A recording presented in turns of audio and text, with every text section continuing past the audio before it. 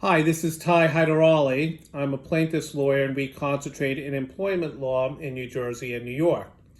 So the subject of confidentiality in settlement agreements has been very much at the forefront of discussions between defense lawyers and plaintiffs lawyers in the spectrum of employment law.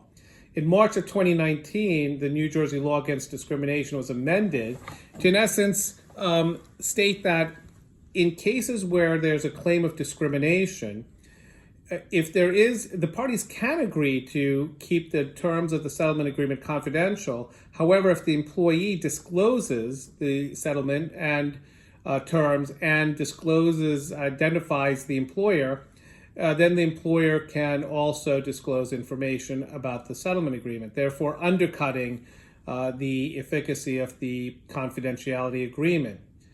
Well, there's a case that came down recently, February 5th, 2021, in federal court, District Court of New Jersey, Hudson versus Express Trucking, Transfer and Trucking.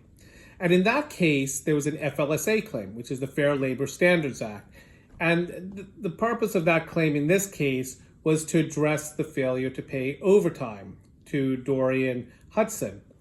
And the parties settled the case. They did what is a standard settlement agreement, submitted it to the court for approval. And the court reviewed the agreement and said, well, wait a second, there's this confidentiality language in the agreement.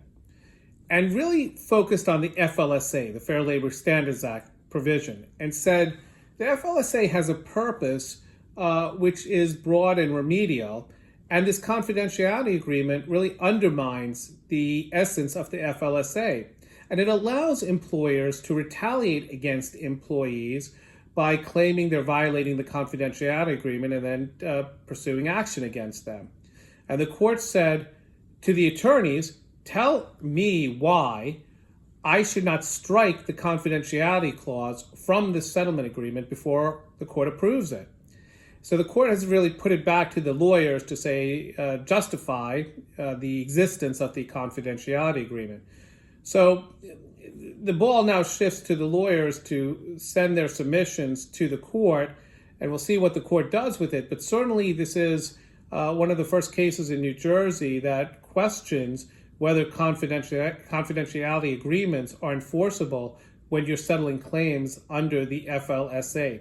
The court did not address the New Jersey LAD claim, their claims of disability discrimination, failure to accommodate, etc., because it was really focused on the Fair Labor Standards Act claim. This is Ty Hyderali. Be safe and be well.